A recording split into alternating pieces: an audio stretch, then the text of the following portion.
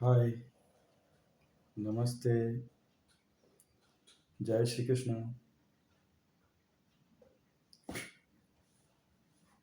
Hello viewers, hello दोस्तों। पहले मेरा परिचय। मेरा नाम है पंकज सिंह ठाकुर और मैं एक भारतीय हूँ। मैं भारत या इंडिया का नागरिक हूँ और मैं बहुत से काम करता हूँ। मैं बेसिकली एक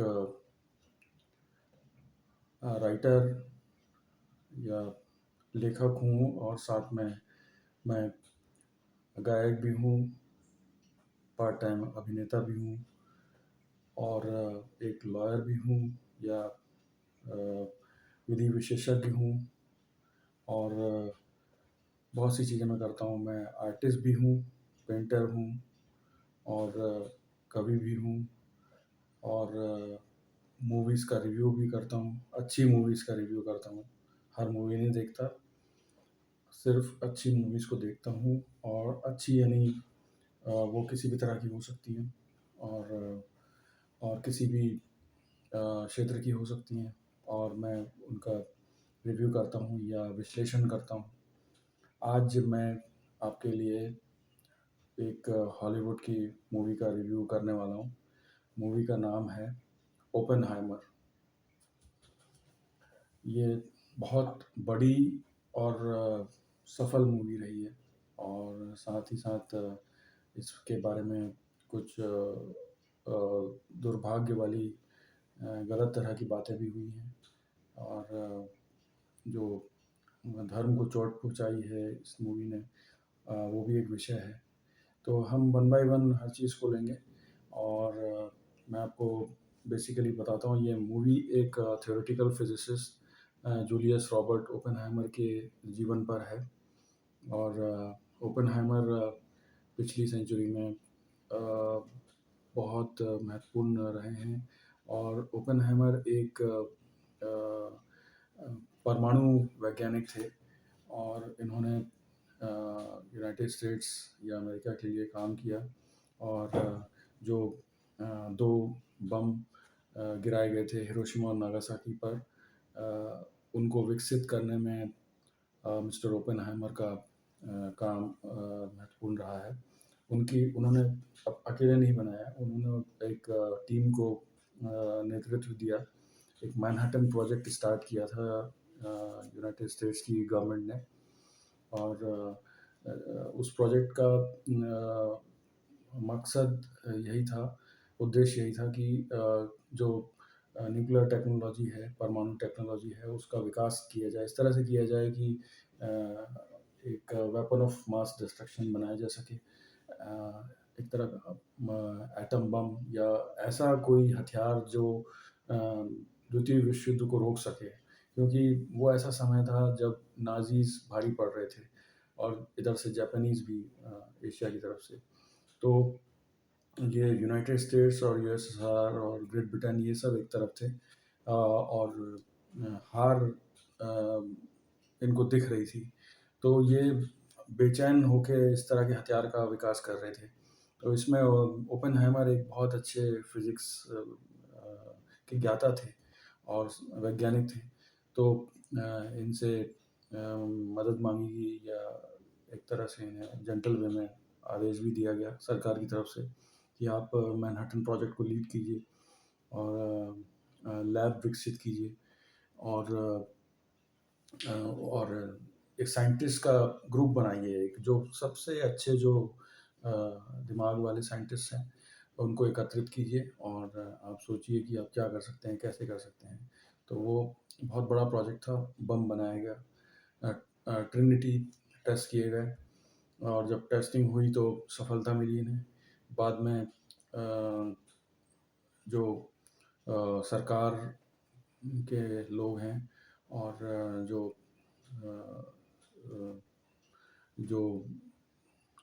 आर्मी के लोग हैं, आर्म फोर्सेस के लोग हैं, उन्होंने बम्स को टेक ओवर कर लिया। उन्होंने मतलब वो ले गए युद्ध क्षेत्र में और जल्दी-जल्दी डिसीजन लिए गए और बम को उन्होंने हिरोशिमा और नागासाकी पर गिरा दिया। हिरोशिमा और नागासाकी पर गिराने के बाद क्या हुआ है, आप सबको बहुत अच्छे से पता है।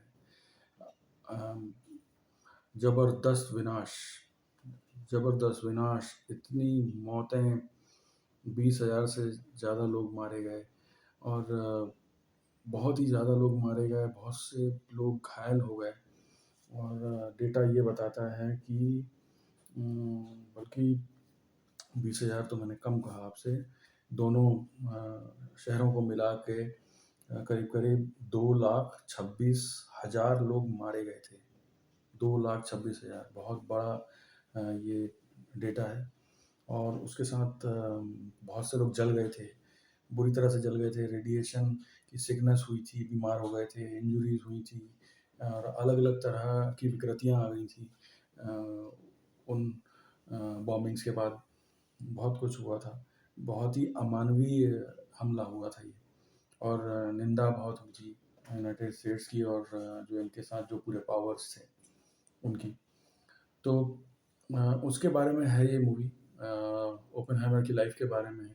एक इंसान ही थे ओपेनहाइमर और उनके दिमाग में भी बहुत सारे प्रश्न थे, बहुत सारी दुविधा थी, बहुत सारी नैतिक बातें थी, नैतिक अनैतिक उनके बीच में वो एक तरह का द्वंद्व चल रहा था उनके दिमाग में, जिसके टर्मोइल कहते हैं या डिलेमा कहते हैं। तो उसके बारे में है ये मूवी और उनकी लाइफ के बारे में भी है। बहुत सी बातें इन्होंने हिस्टोरिकली सही दिखाई हैं मूवी में, पर बहुत बहुत सी ऐतिहासिक या धर्म के हिसाब से कुछ गलतियाँ की हैं इन्होंने। कुछ गलतियाँ हैं, मोस्टली तो ऐतिहासिक रूप से सही है मूवी और ठीक बनाई है।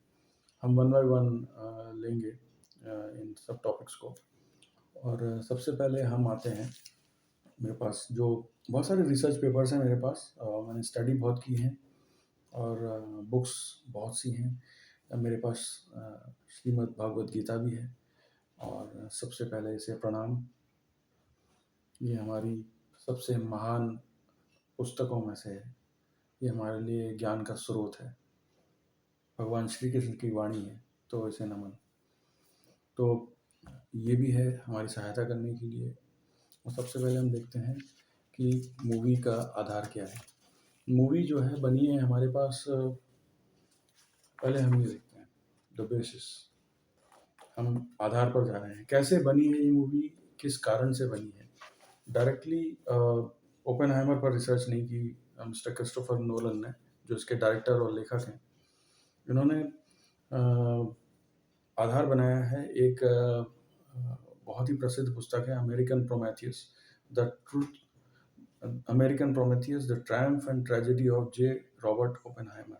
ये 2005 की एक वो जीवनी है theoretical physics Robert Julius Oppenheimer की, और इसे लिखा था मिस्टर काई बर्ड और मिस्टर मार्विन जे शर्विन ने करीब करीब 25 साल की मेहनत के बाद, और 2006 में इसको पुलित्ज़र प्राइज़ मिला एक अच्छी बायोग्राफी या आत्मकथा की कैटेगरी में। और बुक के आधार पर ये मूवी बनी, और बुक जो बनी थी अलग अलग इंटरव्यूज़ और जो अलग अलग छोटे छोटे ट्रांसक्रिप्ट्स या संदेश वगैरह पत्र लिखे गए थे, पुरानी डायरियाँ और जो डीक्लासिफाइड डॉक्यूमेंट्स थे जिनको सरकार रिलीज़ कर देती है, एफबीआई के डॉक्यूमेंट्स और अलग अलग जो छोटी छोटी चीज़ें मिली मिस्टर ओपेनहाइमर और उनके परिवार के रिकॉर्ड्स में, तो उन पे ये बुक आधारित थी। एकदम परफेक्शन नहीं था बुक में, और उसी तरह से मूवी में भी एकदम परफेक्शन नहीं है। तो आप पूरी तरह से हर चीज़ को बिलीव मत कीजिए, कुछ चीज़ें गलत हो गई हैं। बाकी तो मोस्टली अच्छी दिखाई है, बहुत अच्छा डायरेक्शन है। और अब इसमें ये दिखाया है कि उन्हें बहुत कन्फ्यूजन था, इन्हें father of the atomic bomb कहा जाता है मिस्टर ओपेनहाइमर को, और ये न्यूक्लियर होलोकॉस्ट के बारे में भी है मूवी। और जो न्यूक्लियर डिसआर्मामेंट या जो हम परमाणु हथियारों के लिए जो रोकथाम करते हैं अंतर्राष्ट्रीय स्तर पर, उसके बारे में भी है मूवी। बहुत से मैसेज देती है, संदेश देती है। मिस्टर ओपेनहाइमर कन्फ्यूज़ थे, बहुत ही भयानक दुविधा में थे, लेकिन उन्होंने सार्वजनिक रूप से कभी भी क्षमा नहीं माँगी। कभी भी उन्होंने अपने दुःख या गिल्ट के बारे में एक्सप्रेस नहीं किया। बहुत एक्सप्रेस वर्ड्स में, बहुत डिटेल में जाके ऐसा कुछ एक्सप्रेस नहीं किया। लेकिन आप समझ सकते हैं उन सारी चीज़ों को, उनके हिस्टोरिकल रिकॉर्ड्स को देख के, उनके फेयरवेल स्पीच को देख के। फेयरवेल स्पीच आपको मिल सकता है बड़ी आसानी से। आप यदि उनका स्पीच सर्च करेंगे एटॉमिक हेरिटेज फाउंडेशन के रिकॉर्ड्स में, तो आपको फेयरवेल स्पीच भी मिलेगा, जो उन्होंने दिया था 2 नवंबर 1945 को। उनकी दुविधा सब दिखती है, समझ में आती है, और वो विज्ञान को सतर्कता के साथ उपयोग में लाने के लिए कहते हैं। तो समझ में आता है कि एक अच्छे इंसान भी थे वो। तो ये तो हुई आधार की बात। हम अगले टॉपिक पर जाएंगे। इसका निर्माण और निर्माण के मूल्य। इस फिल्म का ओपेनहाइमर का निर्माण किया है सिनकॉपी इनकॉर्पोरेटेड एंड एटलस एंटरटेनमेंट ने। सिनकॉपी इनकॉर्पोरेटेड मिस्टर क्रिस्टोफर नोलन और उनकी धर्मपत्नी श्रीमती एमा थॉमस की कंपनी है, और इन्होंने एटलस एंटरटेनमेंट के साथ मिलकर मूवी को बनाया है। पैसा खर्च करने में कोई कमी नहीं की है। बहुत सारे अच्छे अच्छे सेट्स बनाए गए हैं, जहां इन्हें पुराना लुक देना मुश्किल हो रहा था, वहाँ इन्होंने अपने तरीके से उस सेट को या पूरे परिवेश को बनाया है या दिखाया है, कोई कमी नहीं छोड़ी है। उन्होंने बहुत अच्छे से मूवी बनाई है, और फाइनेंस एंड डिस्ट्रीब्यूशन यूनिवर्सल का था, जो बहुत अच्छा रहा है। और प्रोडक्शन बजट था करीब $100 मिलियन, और उतना ही यानी $100 मिलियन इन्होंने मार्केटिंग पर खर्च किया है, जो बहुत ही गजब की बात है। आपको हर जगह ओपेनहाइमर दिख रही थी इसके रिलीज से पहले, और इसके रिलीज के दौरान भी अब दिख रही है। प्रोडक्शन बहुत अच्छा है। अब इसके बाद हम आते हैं इसके लेखन पर और इसकी पटकथा पर। इसका लेखन किया है मिस्टर क्रिस्टोफर एडवर्ड नोलन ने। उन्होंने वर्ड्स यूज़ किए हैं written for the screen. Rightly so, सही कहा है। इन्होंने स्क्रीन के लिए लिखा है, एक तरह का एडाप्टेशन है ये। जो बुक मैंने आपको बताया अमेरिकन प्रोमेथियस, उसके आधार पर उन्होंने स्क्रीन के हिसाब से बुक को लिखा है। बहुत गहरी रिसर्च नहीं की है, पर बहुत कुछ अच्छी की है। और इसमें एक अलग तरीके से उन्होंने हर चीज़ को प्रेजेंट करने की कोशिश की है। एक ओपेनहाइमर का पर्सपेक्टिव है या सोचने का तरीका है, दिखाया गया है। और दूसरा दिखाया गया है कि अन्य लोग कैसे देखते हैं हर बात को। और टाइम या समय बहुत इम्पोर्टेंट रहता है मिस्टर क्रिस्टोफर नोलन की मूवीज़ में। वो शिफ्ट होता रहता है, उसके अलग अलग फेजेस या समय या सेक्शन दिखाए जाते हैं। मूवी शिफ्ट होती रहती हैं उसकी। ये जो इस तरह जो इनका काम होता है मिस्टर क्रिस्टोफर नोलन का, इसमें यही इसमें भी हुआ है ओपेनहाइमर में। जो बेसिकली कुछ सीन होते हैं ब्लैक एंड वाइट में, कुछ होते हैं कलर्ड। तो बेसिकली जो कलर्ड जो सीन होते हैं वो सब्जेक्टिव होते हैं या ओपेनहाइमर के पर्सपेक्टिव से होते हैं। ब्लैक एंड वाइट होते हैं ऑब्जेक्टिव पर्सपेक्टिव से, जो बहुत ही इंटेलिजेंट फिल्म मेकिंग टेक्निक है इनकी, अमेजिंग। और इन्होंने अलग अलग विजन्स बताए हैं, या जो दिमाग में विचार आते हैं मिस्टर ओपेनहाइमर के, वो एकदम से चौंक जाते हैं, नींद से उठ जाते हैं। बहुत से अलग अलग स्वप्न देखते हैं, और ये बेसिकली क्वांटम वर्ल्ड को देखते हैं या एनर्जी की वेव्स को देखते हैं। बहुत से अलग अलग साइंटिफिक रिजल्ट्स को देखते हैं या हैपनिंग्स को देखते हैं। तो एक वैज्ञानिक के दिमाग में क्या चलता है और उसे किस तरह से भ्रमित करता है या तकलीफ में डालता है या बेचैन करता है, वो सब दिखाया गया है। बहुत अच्छी राइटिंग है। इसके बाद हम आते हैं डायरेक्शन के बारे में, निर्देशन और उसका तरीका।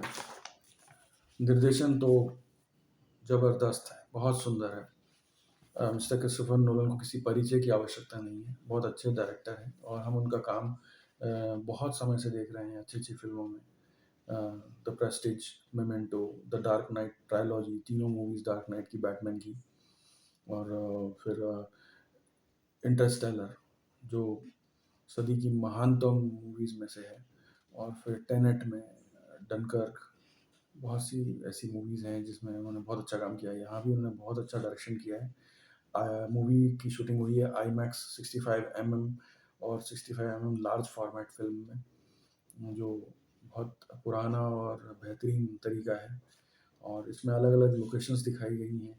सो लॉस एलामोस लेबोरेटरी दिखाई गई है जिसमें एटम बम बनाए गए थे। Institute for advance study Princeton new Jersey दिखाया गया है। यूनिवर्सिटी ऑफ कैलिफोर्निया बर्कले दिखाया गया है। न्यू मैक्सिको डेजर्ट दिखाया गया है। रियल एक्सप्लोजन्स किए गए हैं इसमें, वास्तविक explosions, can you believe it. और उन्हें वीएफएक्स से सेट किया गया है बाद में स्क्रीन के हिसाब से। सीजीआई इसमें बिल्कुल नहीं है या ना के बराबर है। वीएफएक्स वो टेक्नोलॉजी होती है जिसमें आप किसी सीन को एक्चुअली फिल्माने के बाद तराशते हैं एक तरह से। वीएफएक्स टेक्नोलॉजी वही करती है, उसका भी कम यूज़ हुआ है। एटॉमिक बॉम्ब के रियल एक्सप्लोजन्स बनाने की कोशिश की गई है। पेट्रोलियम से इन्होंने एक्सप्लोजन्स को फ्यूल किया है, न्यूक्लियर एक्सप्लोजन ये कर नहीं सकते, तो पेट्रोलियम का इस्तेमाल किया गया है। फोर्स पर्सपेक्टिव है, एक जैसे आप किसी मान लीजिए किसी चीज़ को बहुत बड़ा विशालकाय दिखाना चाह रहे हैं, किसी पेड़ को दिखाना चाह रहे हैं या किसी एक्सप्लोजन को ही दिखाना चाह रहे हैं, तो वो बताया गया है कि उसको एक नीचे ऐसे पास के नीचे एंगल से ऐसा फिल्माया गया है। ये पेड़ मान लीजिए एक्सप्लोजन है, और फिल्माया ऐसा गया है कि जो दूर से छोटा दिखता, वो अब नीचे से काफ़ी ऊंचा दिख रहा है, इस तरह से। तो दर्शक को ऐसा लगता है कि ये बहुत बड़ी चीज़ है, तो इसको ही थोड़ा सा अच्छे से कैमरा एंगल सेट करके दिखाया गया है। डायरेक्शन बहुत अच्छा है, अमेजिंग। और इसमें एडीआर टेक्नोलॉजी जो होती है, तो उसका इस्तेमाल नहीं किया गया। एडीआर मैं आपको बताता हूँ, एक तरीका होता है निर्देशन का। एक्टर्स पहले एक्टिंग कर लेते हैं, डायलॉग्स बोल देते हैं, बाद में स्टूडियो में जाके दोबारा उन्हीं सीन्स के लिए वो डायलॉग डिलीवरी करते हैं। तो उसे कहते हैं ऑटोमेटेड डायलॉग रिप्लेसमेंट। तो वो पिछला वाला जो सीन, उसके डायलॉग्स उनको रिप्लेस किया जाता है। तो इसमें ऐसा नहीं हुआ है, क्रिस्टोफर नोलन की वो स्टाइल नहीं है। वो उस पहले वाले फ़िल्मांकन को प्राथमिकता देते हैं। वो एक्टर के इमोशन को प्राथमिकता देते हैं। उस सीन में जो इंटेंसिटी थी, जो गहनता थी, उसको महत्व देते हैं। तो आप समझिए कितने अच्छे निर्देशक हैं वो। और वो आपको एक फीलिंग देते हैं, उस सीन को फ़ील करने का अवसर देते हैं। तो डायरेक्शन बहुत अच्छा है ओवरऑल। सिनेमेटोग्राफी पे आते हैं, जो आप समझ सकते हैं, और सिनेमेटोग्राफी बहुत अच्छी है, बहुत अच्छे-अच्छे सीन हैं। क्लोज़अप के शॉट्स हैं, साथ-साथ में लॉन्ग रेंज वाले शॉट्स हैं, पैनोरामिक शॉट्स हैं, बहुत अच्छे हैं। और इसका क्रेडिट है सिनेमेटोग्राफी का मिस्टर होयते वॉन होयटेमा का, मिस्टर होयते वॉन होयटेमा। ये बहुत लंबे समय से क्रिस्टोफर नोलन जी के साथ जुड़े हुए हैं। इंटरस्टेलर पे, डनकर्क पे और टेनेट पे इन्होंने काम किया है, और तीनों फिल्मों में क्या कमाल का काम किया है। तो इसमें भी वही है, रिज़ल्ट बहुत अच्छा है। फ़िल्म देखने में बहुत अच्छी लगती है, और इसके सभी सीन अलग-अलग कलर्स में, शेड्स में बहुत अच्छे लगते हैं। फ़िल्म एडिटिंग के बिना पूरी नहीं हो सकती थी। तो हमारा अगला सेक्शन है एडिटिंग, यानी इसमें जो बाद में काट-छाँट की गई है, मूवी को काट के सिला गया है। तो एडिटिंग बहुत इम्पोर्टेंट है। मूवी करीब-करीब 3 घंटे की है, एडिटिंग के बाद भी 3 घंटे की है, बट एडिटिंग बहुत अच्छे से की गई है। इसका क्रेडिट जाता है जेनिफर लेन को, जो बहुत अच्छी एडिटर हैं। उनका काम हम टेनेट में देख चुके हैं, ब्लैक पैंथर, वकांडा फॉरएवर में देख चुके हैं। दोनों बहुत अच्छी फ़िल्में थी, बहुत अच्छे से एडिट की गई थी, और इसमें भी इन्होंने जो अलग-अलग सीन्स हैं, अलग-अलग टाइम पीरियड हैं, टाइमलाइन्स हैं, और जो सोचने का तरीका है, उन सबको कहानी को एक सुचारू रूप से चलाते हुए उन्होंने एक तरह से सिया है। पिरोया है मोतियों को एक धागे में। बहुत अच्छे से काम किया है और मिस्टर नोलन को बहुत अच्छा सपोर्ट दिया है। Thumbs up for the editing. अब आते हैं एक्टिंग पे, अभिनय पर। क्या अभिनय है इसमें, अमेजिंग, ब्रिलियंट, मानना पड़ेगा। एक से एक एक्टर्स हैं इसमें, ज़बरदस्त हैं। Mister Cillian Murphy, missus Emily Blunt, mister Matt Damon, mister Robert Downey junior, miss Florence Pugh, mister Josh Hartnett, mister Casey Affleck, mister Rami Malek, mister Kenneth Branagh, mister Tom Conti, और भी बहुत से हैं। ये बहुत अच्छे अच्छे actor हैं और उन्होंने काम भी बहुत अच्छा किया है। आपको एक गजब की बात देखने को समझने को मिलेगी कि ये सारे के सारे जो एक्टर्स हैं वो करीब करीब उसी तरह से दिखते हैं जैसे ओरिजिनल या असल लोग थे उस समय, जो वैज्ञानिक थे या अन्य लोग थे पुराने ज़माने में, जिन पर ये कहानी या फिल्म बनी है। और इन सब की तरह ही दिखते हैं ये सारे के सारे एक्टर करीब करीब, और थोड़ा बहुत मेकअप से आप ऊपर ऊपर का चेंज कर सकते हैं, लेकिन ओवरऑल ये वैसे ही दिखते हैं जैसे वास्तविक लोग थे। तो ये बहुत अच्छी कास्टिंग हुई है और एक्टिंग भी बहुत कमाल की है। डायलॉग डिलीवरी सबकी बहुत अच्छी है और हमारा सौभाग्य कि हमें इतने सारे एक्टर्स एक साथ देखने को मिले। और मोस्टली इसमें सब साइंटिस्ट थे या बहुत इम्पोर्टेंट लोग थे उस समय के, तो वो भी एक अलग प्लस पॉइंट है। हमारा सौभाग्य है कि हमें ऐसा सब देखने को मिला है। और अब आते हैं हम जो पृष्ठभूमि में जो संगीत होता है उस पर और फिल्म के संगीत पर। गजब की म्यूज़िक है, बहुत ही सुंदर, बहुत प्यारी, और अलग अलग तरह के जो विचार हैं, मूड हैं, सीन हैं, सिचुएशन है, सबको बहुत अच्छे से प्रेजेंट किया गया है म्यूज़िक के द्वारा। और सीन जो भी चल रहा है उस हिसाब से बैकग्राउंड स्कोर बहुत अच्छा रहा है। म्यूज़िक बहुत अच्छी है, इसका जो ओरिजिनल साउंड ट्रैक है वो बहुत अच्छा है। आपको कहीं से मिले तो आप इसे कलेक्ट कर सकते हैं। और म्यूज़िक का क्रेडिट जाता है मिस्टर लुडविग एमिल थॉमस गोरानसन को। मिस्टर लुडविग एमिल थॉमस गोरानसन, जो बहुत समय से मिस्टर नोलन के साथ जुड़े हुए हैं। मिस्टर नोलन के पुराने ट्रेडिशनल फेवरेट रहे हैं मिस्टर हांस जिमर, जो एक लेजेंड है अपने आप में। आप जानते हैं मिस्टर हांस जिमर को किसी परिचय की आवश्यकता नहीं है, लेकिन टेनेट से मिस्टर नोलन ने मिस्टर गोरानसन को सिलेक्ट किया और टेनेट में कमाल की म्यूज़िक दी है, एकदम थंडरस। अलग अलग तरह के शेड्स हैं, अलग अलग तरह के इंस्ट्रूमेंट्स हैं यूज़ किए गए हैं। सेम इसमें ओपनहाइमर में भी हुआ है। जब डर है तो उसके लिए एक अलग म्यूज़िक है। बैकग्राउंड में यदि बम फूटने की फीलिंग आ रही है मतलब आपको या पात्र को, तो वो उसी हिसाब से म्यूज़िक है। आपको समझ में आएगा कि क्या हो रहा है, क्या उसकी गंभीरता है। उसी के साथ जब पीस या शांति का अनुभव होगा तो आपको उसी हिसाब से शांत, सौम्य, ठंडी सी म्यूज़िक मिलेगी। और जब डायलॉग होगा, टेंशन होगा, तो वो उसी हिसाब से म्यूज़िक शिफ्ट होती रहेगी। मिस्टर गोरानसन को आप जानते हैं, ब्लैक पैंथर से एकेडमी अवार्ड मिला था इनको बेस्ट ओरिजिनल स्कोर में। उसके बाद इन्होंने ब्लैक पैंथर वकांडा फॉरएवर में भी म्यूज़िक दी और उसके लिए इनको नॉमिनेट किया गया था बेस्ट ओरिजिनल सॉन्ग के लिए, जो सॉन्ग था लिफ्ट मी अप। तो ये बहुत अच्छे म्यूजिशियन हैं और ओपेनहाइमर की म्यूज़िक के लिए उन्होंने बहुत अच्छा काम किया है। आप इस पे भरोसा कर सकते हैं। अब मैं कहानी पर आऊँगा, प्लॉट पर। घबराइए नहीं, अब मैं आपको कहानी नहीं बताऊँगा। मैं उन लोगों का मज़ा ख़राब नहीं करूँगा जिन्होंने मूवी अब तक नहीं देखी है। मैं उन लोगों को दोबारा ज़बरदस्ती ज्ञान नहीं दूँगा जिन्होंने मूवी देख ली है। कोई स्पॉइलर नहीं है इसमें, पर मैं ओवरऑल आपको बताना चाह रहा हूँ कहानी के बारे में। मिस्टर नोलन जो हैं, वो टाइम और स्ट्रक्चर के ऊपर बहुत काम करते हैं और अपनी फ़िल्मों में वही सब बताते हैं।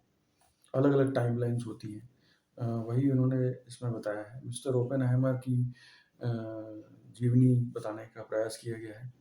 उनके आसपास जो बहुत अच्छे-अच्छे साइंटिस्ट थे, बहुत अच्छे-अच्छे नाम थे, उनको बताने का प्रयास किया गया है। उनके जो अ, वार्तालाप थे आपस में, वो बताने का प्रयास किया गया है। और इसमें बहुत हद तक सफल हुए निर्देशक। और इसके बाद कहानी ऐसी होती है, मैं आपको शॉर्ट में बताता हूँ। और उसमें मिस्टर ओपेनहाइमर को बहुत जवान बताया गया है, बहुत छोटा, और जो अ, बहुत होशियार होते हैं, और उन्हें पढ़ने का मौका मिलता है यूरोप में भी और अमेरिका में भी। पढ़ते हैं और उस दौरान कई अच्छे-अच्छे फिज़िक्स के टीचर्स से मिलते हैं, और कुछ जल्दबाज़ी में और जवानी में गलतियाँ भी करते हैं, और कुछ गैर ज़िम्मेदाराना हरकतें भी करते हैं। ऐसा दिखाने का प्रयास किया गया है। और लेकिन धीरे-धीरे मैच्योर होते हैं, बहुत नाम कमाते हैं, बड़ा नाम हो जाता है एज़ अ थ्योरेटिकल फिज़िसिस्ट। उसके बाद इनको यूएस में काम मिलता है भौतिकी के क्षेत्र में या फिज़िक्स के क्षेत्र में। और उसके बाद वर्ल्ड वॉर जो होता रहता है, सेकेंड वर्ल्ड वॉर, उसके कारण इनको मैनहट्टन प्रोजेक्ट को प्रारंभ करने का और आगे ले जाने का अवसर मिलता है।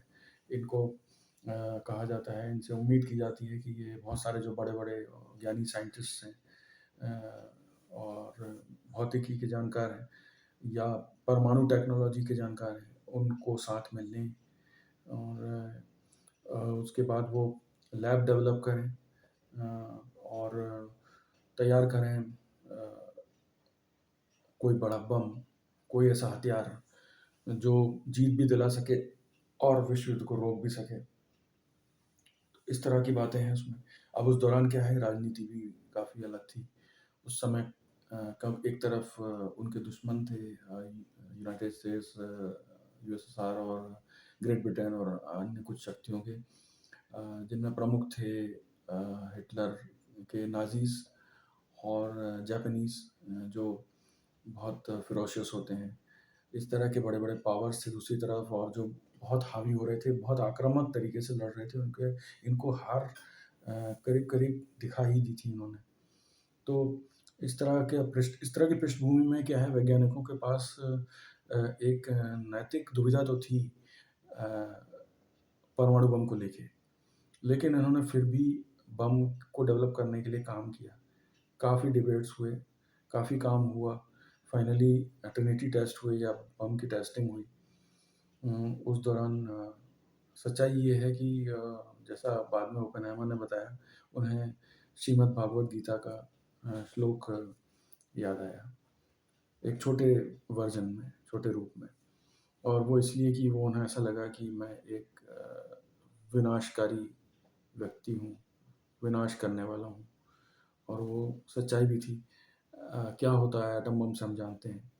तो ये सब दिखाया गया है। कम्युनिस्ट थे, यूएसएसआर उनका दोस्त, अमेरिका का साथी अवश्य था उस समय, लेकिन फिर भी पूरी तरह से यूएस के लोग या सरकार के लोग भरोसा नहीं करते थे कम्युनिस्ट पे, जो वामपंथी होते हैं। तो बहुत से वामपंथी भी थे वहाँ यूएस में, इन लोगों के आसपास, ओपेनहाइमर और अन्य सब वैज्ञानिकों के आसपास। मिस्टर ओपेनहाइमर की एक गर्लफ्रेंड थी जो कम्युनिस्ट थी। उसका रोल प्ले किया है मिस फ्लोरेंस प्यू ने, और वो कम्युनिस्ट वास्तव में थी, और उनका कुछ समय तक अफेयर भी रहा। तो उस वजह से मिस्टर ओपेनहाइमर को शक के दायरे में रखा जाता था। उनका भाई जो स्वयं बहुत होशियार वैज्ञानिक था, वो भी एक तरह का कम्युनिस्ट था। वो किसी तरह का राजनीतिक या गलत काम नहीं कर रहे थे, लेकिन फिर भी वो ओपेनहाइमर एक शक के दायरे में रहे। तो उसके कारण जो राजनीति होती है या उन पर आरोप होते हैं, या जो अ, आगे उनकी सिक्योरिटी क्लियरेंस खतरे में आ जाती है, वो सब दिखाया गया है मूवीज़ में। और क्या कुछ होता है इस राजनीतिक परिदृश्य में, और विश्व युद्ध के परिदृश्य में, तो वो सब बताया गया है बहुत अच्छे से। तो इस तरह की कहानी है और आपको देखने में अच्छा लगेगा, अलग-अलग तरीके से दिखाई गई है, अलग-अलग विचार बताए गए हैं, अलग-अलग सोचने का नज़रिया बताया गया है, दृष्टिकोण बताए गए हैं अलग-अलग, और आपको बाँधे रखती है ये कहानी। तो कहानी के लिए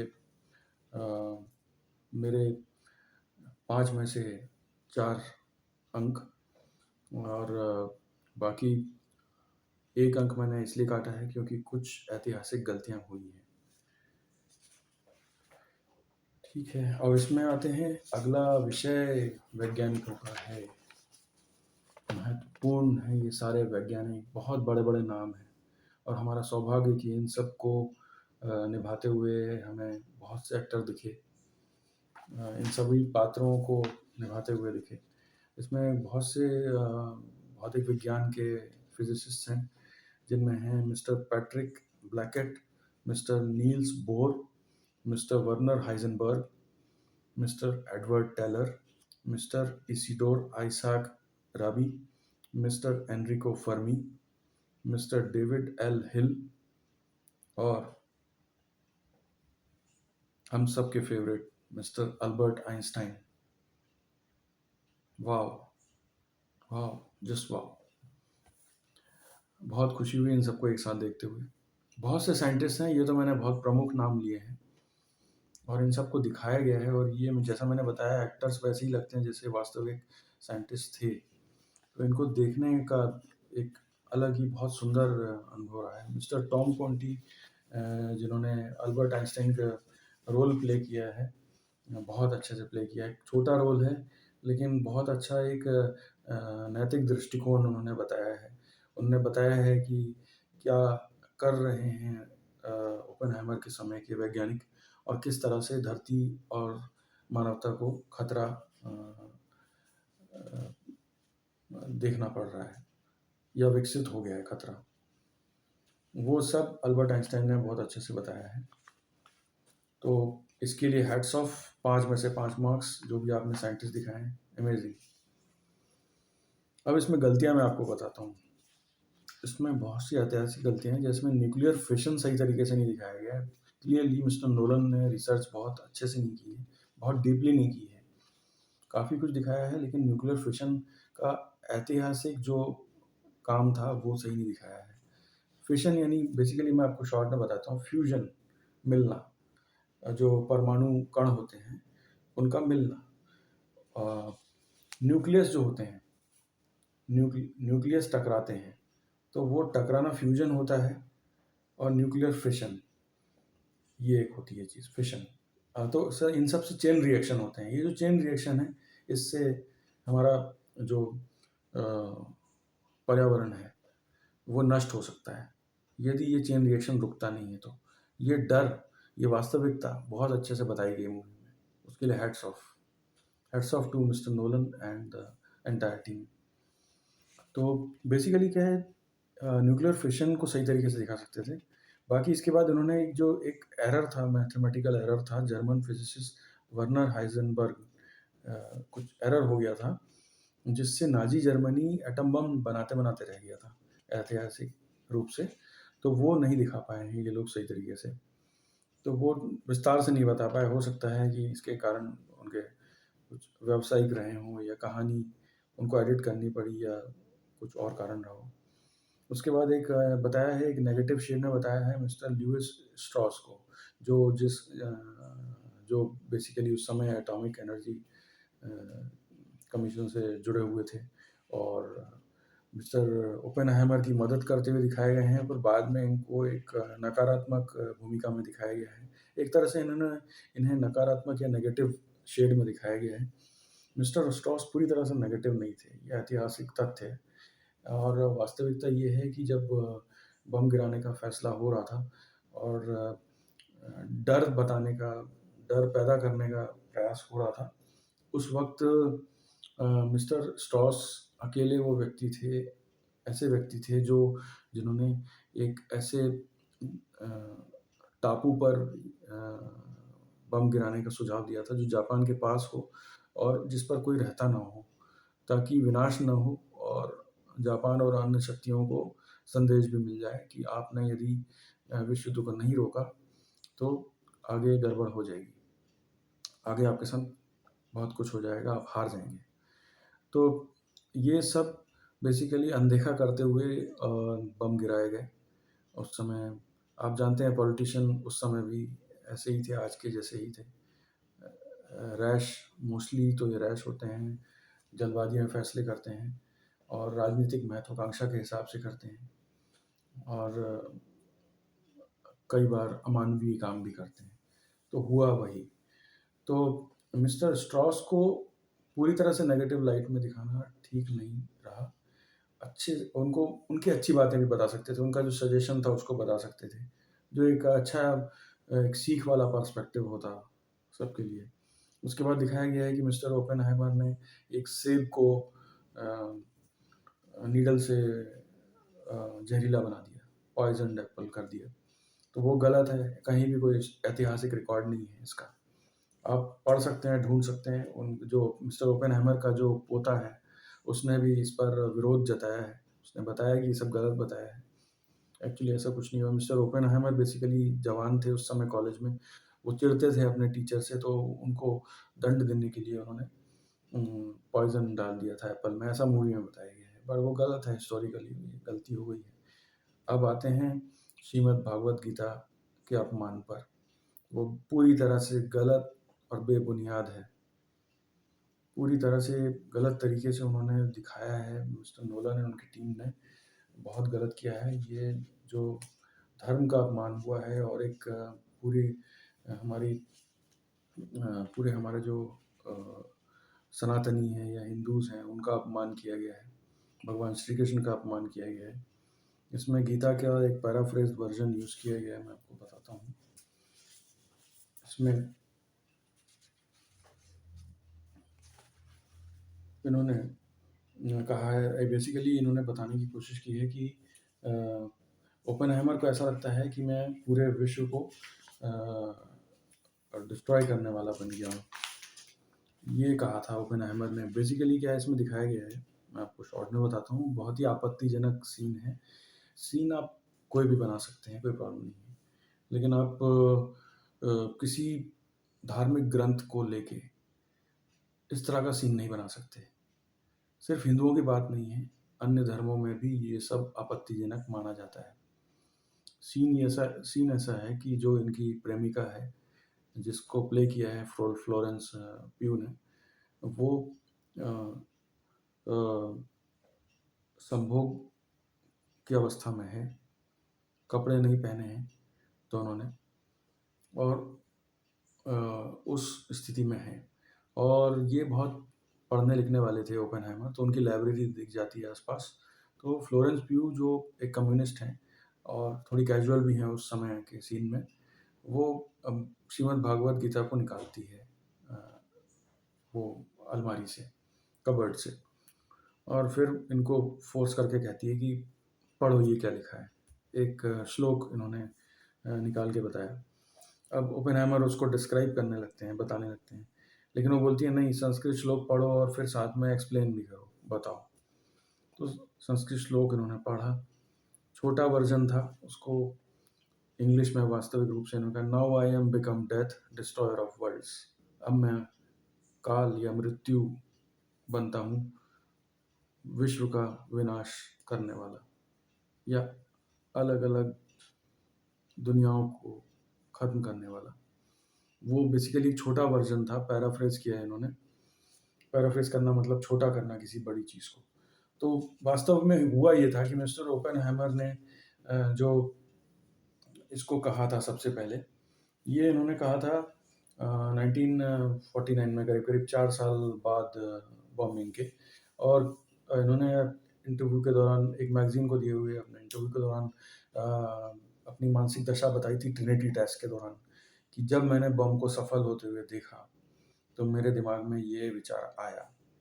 श्रीमद् भगवत गीता वो पढ़ चुके थे, संस्कृत समझने लगे थे, तो उनके मन में ये विचार आया कि मैं ऐसा होगा। पर भी वास्तविक बात तो ये है कि मिस्टर ओपेनहाइमर भगवान नहीं थे। उन्होंने एक बात पकड़ी अवश्य, पर वो बात श्रीमद् भागवत गीता में भगवान श्री कृष्ण ने एक अलग परिदृश्य में, अलग परिस्थिति में कही थी, और उनका कहने का अर्थ बहुत बृहद था, बहुत बड़ा था। उसका केवल युद्ध से लेना देना नहीं था, उसका केवल विनाश से लेना देना नहीं था, उसका सरोकार या लेना देना था तो केवल कर्मफल सिद्धांत पर था, कर्मों पर था, उसका काल की शक्ति और गति पर था, उसका जो वास्तविक अर्थ था वो जुड़ा हुआ था भक्त और भगवान के बीच में जो रिश्ता है उस पर था। जो भगवान श्री कृष्ण बताना चाह रहे हैं कि मैं विश्वरूप भगवान सब कुछ हूँ, तुम्हारे लिए सब कुछ हूँ, मुझ में आस्था रखो, मुझसे जुड़े रहो और धीरे धीरे मेरे बारे में समझो, तो तुम्हें सब कुछ सरल लगेगा और तुम अपना कर्म कर पाओगे।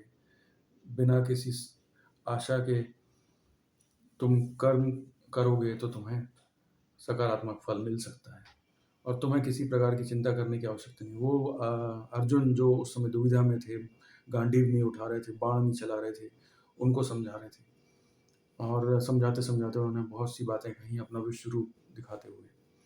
और ये वो सीन है, मैं आपको दिखाता हूँ।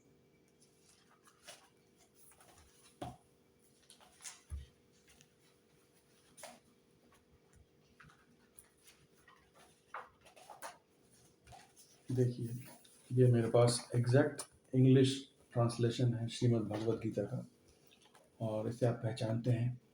आप कई बार ये कुरुक्षेत्र का दृश्य देख चुके हैं, उस रणभूमि का सीन देख चुके हैं। श्रीमद् भागवत गीता उसी समय सबसे पहले बताई गई थी, सुनाई गई थी मानवता के लिए। कहा जाता है कि सबसे पहले भगवान ने सूर्यदेव को सुनाए थे पहले सूर्यदेव को, उसके बाद मानवता के लिए सबसे पहले श्रीमद् भागवत गीता में कुरुक्षेत्र की रणभूमि में श्रीमद् भागवत गीता को सुनाया गया। ये देखिए उसका इंग्लिश वर्जन इस तरह का है, और ये एग्जैक्ट ट्रांसलेशन है। और मैंने काफ़ी स्टडी की है, काफ़ी रिसर्च पेपर्स हैं मेरे पास, बुक्स हैं, और श्रीमद् भागवत गीता स्वयं है। तो ये जो गड़बड़ की है इन्होंने, ये किसी और धर्म के साथ ये नहीं कर सकते। क्रिश्चियनिटी जिसके फॉलोअर हैं मोस्टली इस मूवी से जुड़े हुए लोग, उसमें मृत्युदंड एक सज़ा है धर्म के साथ गलत करने के लिए। मज़हब आप जानते हैं कौन सा है, इस्लाम, उसके साथ आपने गलत किया तो उसके लिए भी सजाए मौत है बताई गई है। उसके साथ साथ लोग जो इसके मानने वाले हैं मुस्लिम्स, वो सजाए मौत देते हैं या उस दिशा में काम करते हैं या एक दूसरे को उसी हिसाब से बताते हैं, उकसाते हैं, और वही होता है। आप बहुत से ऐसे धर्म लिए समझ लीजिए जिनमें धर्म के साथ या धार्मिक पुस्तकों के साथ गलत करना उचित नहीं माना जाता। आप ऐसा कैसे कर सकते हैं? सहनशील है हिंदू, सनातनी सहनशील है, लेकिन इसका अर्थ ये नहीं है कि वो कमज़ोर है। उसका ये अर्थ नहीं है कि आप उसका किसी भी तरह से फ़ायदा उठा सकते हैं, आप उसके साथ गलत कर सकते हैं। अब देखिए ये जो मैं बताया जो इसमें सीन है वो ऐसा है कि वो नग्न अवस्था में है एक्टर्स, और वो बहुत ही हल्के तरीके से किताब का इस्तेमाल करते हैं। ये सिर्फ़ किताब नहीं है, ये हमारे लिए ज्ञान का स्रोत है, ज्ञान का प्रारंभ है, ज्ञान का सूर्य है। हमारे लिए परम आदरणीय है, स्वयं भगवान है इस पुस्तक के अंदर में, इस ग्रंथ के अंदर में। हमारे महानतम ग्रंथ महाभारत का एक भाग है, ये बहुत बड़ा भाग है। भीष्म पर्व जो महाभारत का है उसका भाग है ये, और श्रीमद् भागवत गीता हमारे लिए पूजनीय है, तो कोई भी इसका अपमान नहीं कर सकता। मिस्टर क्रिस्टोफर नोलन और उनकी जो पूरी टीम है उसको हमारे साथ गलत करने के लिए, श्रीमद् भागवत गीता के साथ गलत करने के लिए क्षमा याचना करनी चाहिए, माफ़ी मांगनी चाहिए। उसके लिए बहुत से लोगों ने और मैंने डिमांड की है।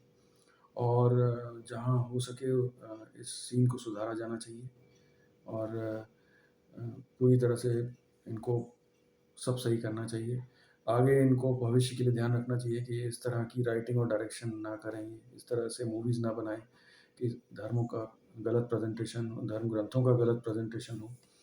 हमारी एक महान संस्कृति रही है और हम एक सिविलाइजेशन के रूप में एक बहुत अच्छे रहे हैं और सबसे पुरानी संस्कृति है हमारी।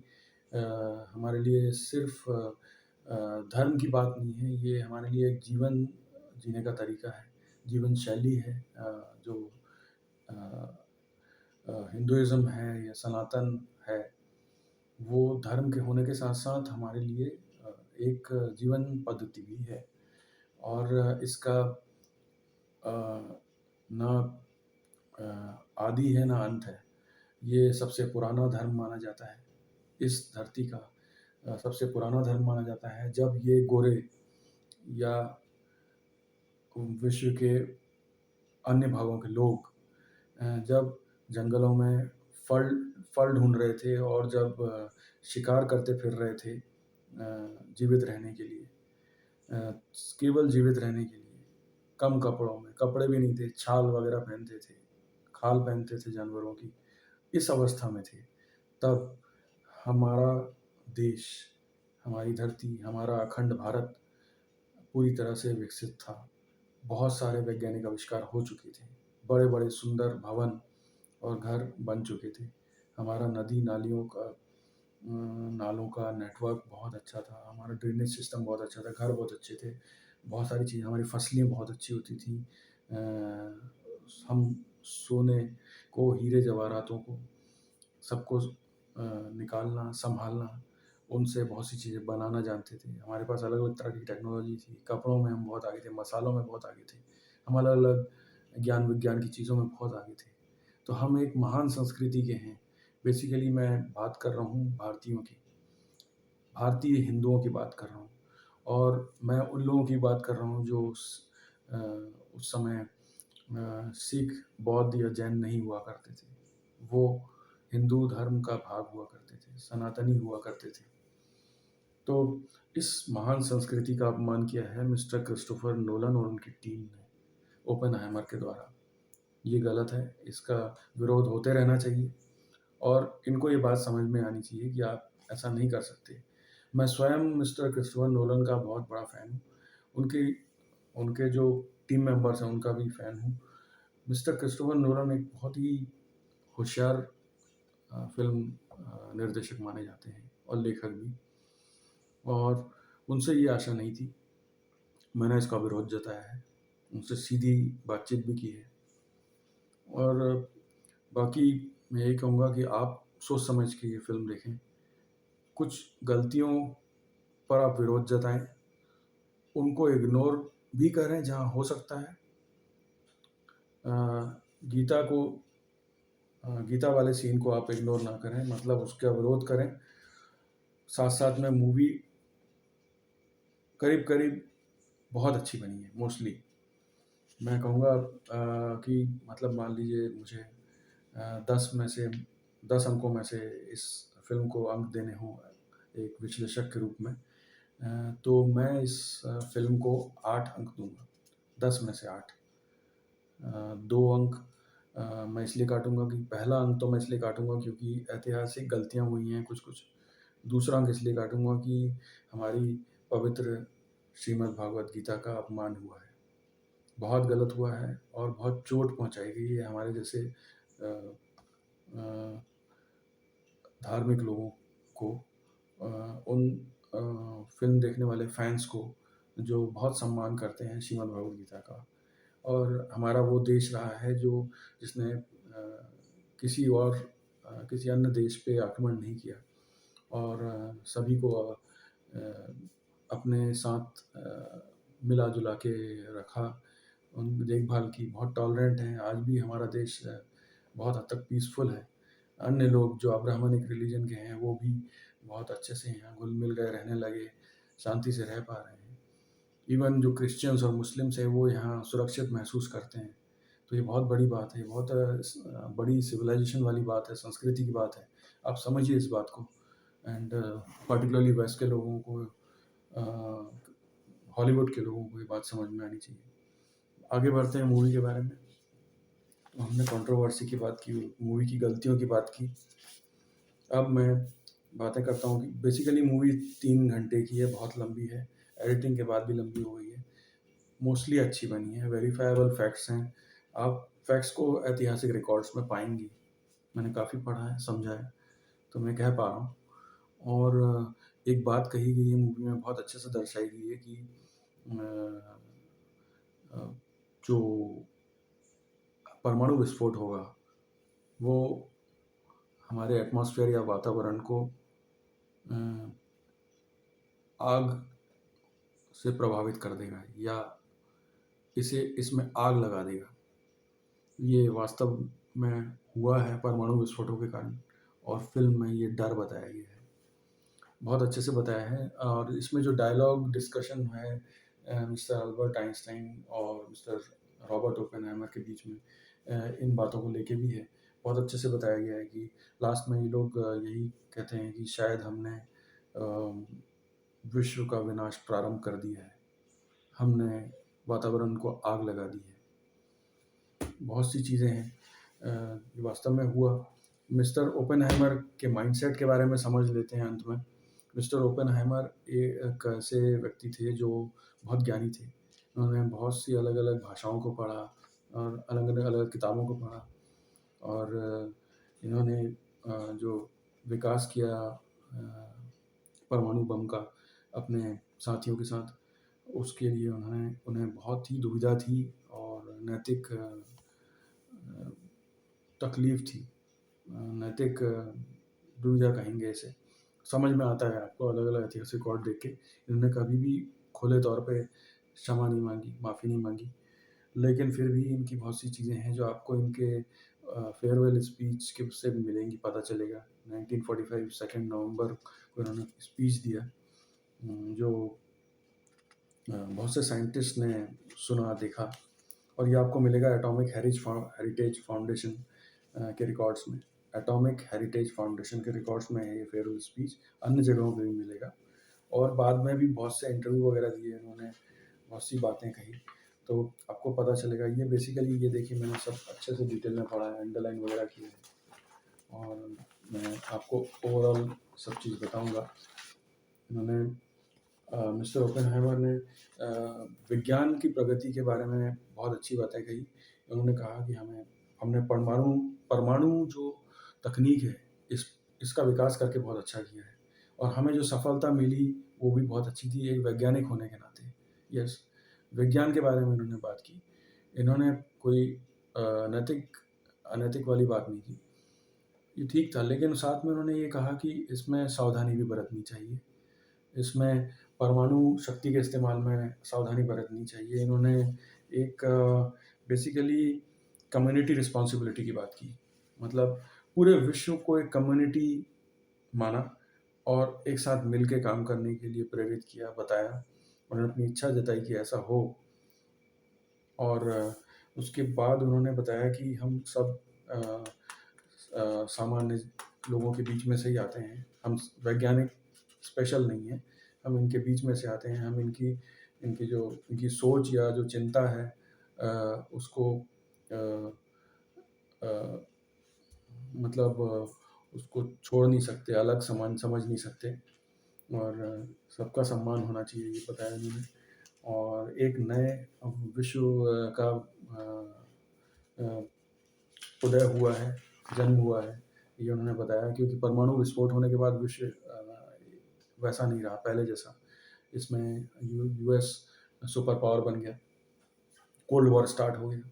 कोल्ड वॉर की बात बताई है इस मूवीज़ में, कम्युनिस्ट और जो कैपिटलिस्ट हैं उनके बीच का संघर्ष बताया है, वो स्टार्ट हो गया। ये सारी बातें ओपेनहाइमर ये सारी बातें रिकॉग्नाइज करते हैं अपने कथन में, और उन्होंने कहा कि नए वर्ल्ड में हमें और सतर्कता बरतनी होगी, और विज्ञान का विकास अवश्य होना चाहिए, पर उन्होंने बहुत सी सावधानियों के बारे में बात की, और इन्होंने कहा था कि हम वैज्ञानिकों को अपनी जड़ों में जुड़े रहना चाहिए।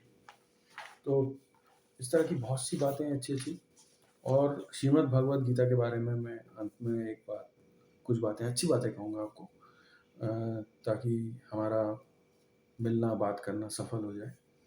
बहुत से लोग इसके एडमायरर हैं, आप जानते हैं, बहुत से हॉलीवुड के सेलेब्स भी भगवद गीता को बहुत मानते हैं। सिर्फ हॉलीवुड के नहीं, अन्य बहुत से लोग हैं जो श्रीमद् भगवद गीता का बहुत सम्मान करते हैं, और ये हम जानते देखते हैं। और गीता का प्रभाव बहुत से लोगों पर पड़ा है। मैं आपको बताता हूँ, भारत भूमि के बहुत से लोगों के बारे में आप जानते हैं, जिसमें हैं आदि शंकराचार्य, रामानुजाचार्य, एसी भक्तिवेदांत स्वामी प्रभुपाद, स्वामी विवेकानंद, इन सब ने बहुत अच्छी बातें कही हैं, और श्री अरबिंदो। और मैं आपको बताता हूँ कि कुछ जो ऐसे पश्चिम के या अलग जगहों के लोग हैं, गोरे लोग हैं, उन्होंने क्या कहा है। मिस्टर एल्डस हक्सले ने कहा है, जो अंग्रेजी लेखक एल्डस हक्सले हैं, उन्होंने कहा है गीता को मानव जाति के लिए मूल्य प्रदान करने वाले आध्यात्मिक विकास का सबसे व्यवस्थित बयान पाया। उन्होंने यह भी महसूस किया, गीता अब तक सामने आए 12मासी दर्शन के सबसे स्पष्ट और व्यापक सारांशों में से एक है, इसलिए इसका स्थायी मूल्य है, न केवल भारत बल्कि पूरी मानवता के अधीन। बहुत बड़ी बात कही है इन्होंने। इसके बाद रॉबर्ट ओपेनहाइमर ने स्वयं ने कहा कि वर्षों बाद उन्होंने बताया कि उस समय उनके दिमाग में एक और श्लोक भी आया था। हम जानते थे कि दुनिया पहले जैसी नहीं रहेगी। कुछ लोग हंसे, कुछ लोग रोए, अधिकतर लोग चुप थे। मुझे हिंदू धर्मग्रंथ भगवद गीता की पंक्ति याद आ गई। विष्णु राजकुमार को समझाने की कोशिश कर रहे हैं। राजकुमार यानी अर्जुन। भगवान विष्णु राजकुमार को समझाने का प्रयास कर रहे हैं कि उन्हें अपना कर्तव्य निभाना चाहिए, और उन्हें प्रभावित करने के लिए उन्होंने अपना बहु सशस्त्र रूप धारण किया या विश्व रूप धारण किया, और कहा, अब मैं दुनिया का विनाशक मृत्यु बन गया हूँ। अब मैं दुनिया का विनाशक मृत्यु बन गया हूँ। भगवान स्वयं को काल बता रहे हैं, और वो कह रहे हैं कि अर्जुन अपना कर्तव्य पूरा करे या ना करे, लेकिन मैं यानी काल अपना काम अवश्य करेगा। जो गलत हैं, जो अनैतिक हैं, उनका सर्वनाश मैं करूँगा, अवश्य करूँगा, तुम्हारे माध्यम से या किसी अन्य माध्यम से, पर करूँगा। उस तरह की बात कही है भगवान ने। तो पढ़े लिखे थे ओपेनहाइमर, इसलिए उनके दिमाग में ये सारी बातें आई। उसके बाद उन्होंने कहा, मुझे लगता है कि हम सभी ने किसी न किसी तरह से यही सोचा होगा, ये कहते हैं वो। 1949 में ये बात कही, उसके बाद 1965 में कही उन्होंने ये बात।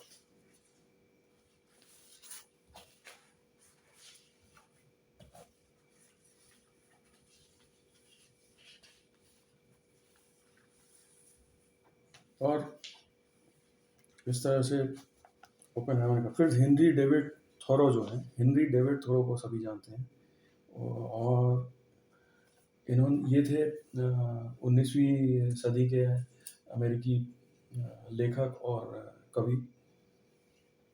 मिस्टर थोरो ने लिखा, सुबह मैं अपनी बुद्धि को भगवद गीता के अद्भुत और ब्रह्मांड संबंधी दर्शन से स्नान कराता हूँ, जिसकी तुलना में हमारी आधुनिक दुनिया और उसका साहित्य छोटा और तुच्छ लगता है।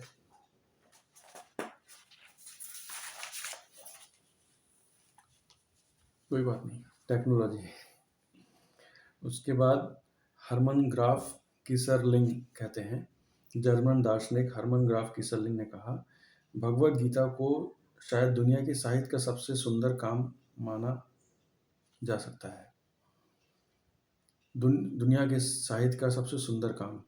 उसके बाद हरमन हेसे एक जर्मन स्विस कवि थे 20वीं सदी के, जिनको नोबेल प्राइज़ भी मिला है लिटरेचर में।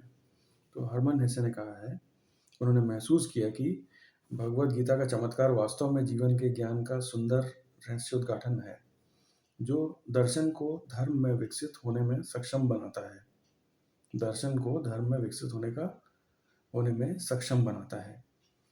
बहुत बड़ी बात है। उसके बाद राल्फ वॉल्डो इमर्सन आते हैं, जो 19वीं सदी के अमेरिकी लेखक थे और पढ़ाने वाले अध्यापक भी थे और एक फिलोसोफर भी थे, दार्शनिक।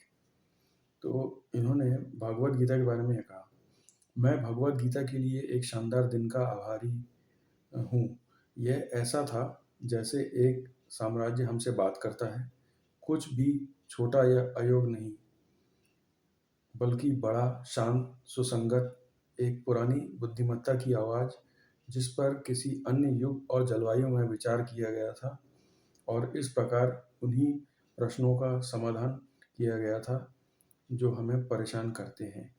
बहुत बड़ी बात कही है उन्होंने। ऐसे बताया है कि जैसे जो विश्व रूप वाले भगवान बात कर रहे हैं, वो ऐसा लगता है कि कोई साम्राज्य हमसे बात कर रहा है और बहुत सारी बड़ी बातें कह रहा है।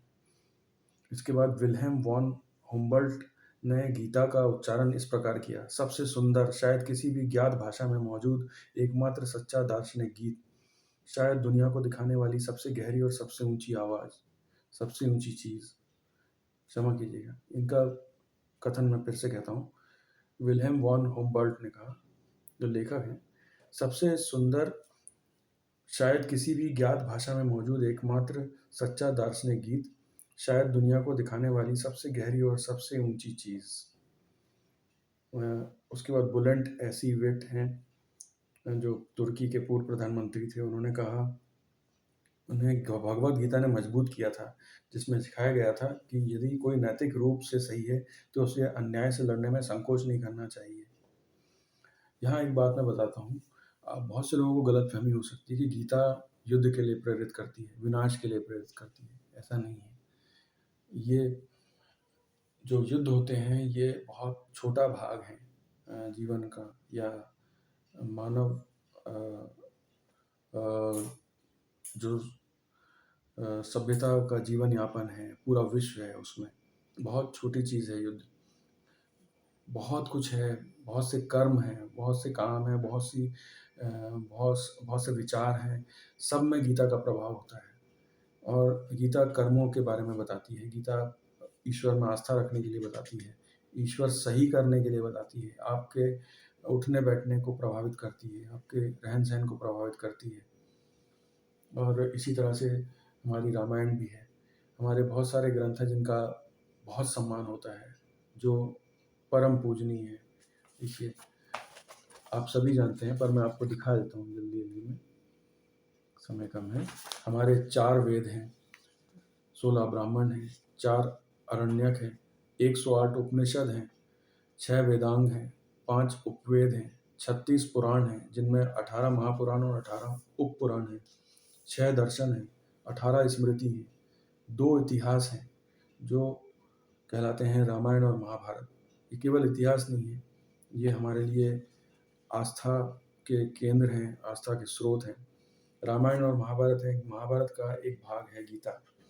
महाभारत के 2 लाख श्लोक हैं, उनमें से करीब 700 श्लोक या वर्सेस गीता में हैं। महाभारत और गीता 7000 वर्ष पुराने हैं, बहुत पुराने ग्रंथ हैं। और महाभारत करीब 18 पुस्तकों वाली है। उसमें से जो 6 नंबर की पुस्तक है, उसमें है गीता। और गीता के 18 चैप्टर हैं, जो चैप्टर संख्या 23 से 40 हैं। और बहुत सारी सुंदर, बड़ी अच्छी बातें बताई गई हैं भगवद गीता में। हमारे लिए पुस्तक नहीं है, हमारे लिए ईश्वर की वाणी है, ईश्वर की कविता है। और इन सभी धर्म ग्रंथों को नमन। हम इनका अपमान किसी भी अवस्था में नहीं होने दे सकते, कोई भी इनका अपमान नहीं कर सकता, करना भी नहीं चाहिए। और ओपेनहाइमर जो मूवी है, आप देखिए, पर जो ये कुछ बातें हैं आपत्तिजनक, इनको गंभीरता से तभी लें जब आप विरोध कर रहे हो। बाकी आप मूवी देखिए, मूवी बहुत अच्छी है। मेरी शुभकामनाएं हैं और बधाई हैं मिस्टर क्रिस्टोफर नोलन, उनकी टीम के साथ, जिन्होंने बहुत अच्छी फिल्म बनाई है और हम जैसे फैंस को बहुत प्रसन्नता दी है। धन्यवाद। और आप सबका धन्यवाद इतनी शांति से और धैर्य के साथ सुनने के लिए। मैंने आपका बहुत समय लिया है और आपको तकलीफ़ हुई है तो उसके लिए क्षमा चाहता हूँ। और थोड़ा लंबा विचार-विमर्श हो गया है क्योंकि विषय ही बहुत बड़ा था। और आशा करते हैं कि आपको मेरा कथन और मेरा जो प्रेज़ेंटेशन है बहुत अच्छा लगा होगा। आपको ये मूवी का विश्लेषण अच्छा लगा होगा और ऐसे ही आप मुझसे जुड़े रहना चाहते हैं या आगे भी सोच विचार करना चाहते हैं तो आप इस वीडियो को लाइक कर लीजिए और इस चैनल को सब्सक्राइब कर लीजिए और बीच-बीच में हम मिलते रहेंगे और अब बाकी बहुत सी बातें करेंगे। धन्यवाद आप सबका और शुभकामनाएँ। आप खुश रहिए, विश्व को शांति की ओर ले जाइए और मूवी का जो अच्छा संदेश है उसे ग्रहण कीजिए आप और आगे भी अच्छी-अच्छी मूवी देखें और हम सब एक-दूसरे से बातें करें इस बारे में। यही आशा है और बस जय श्री कृष्ण। नमस्कार, बाय-बाय, शुभकामनाएँ।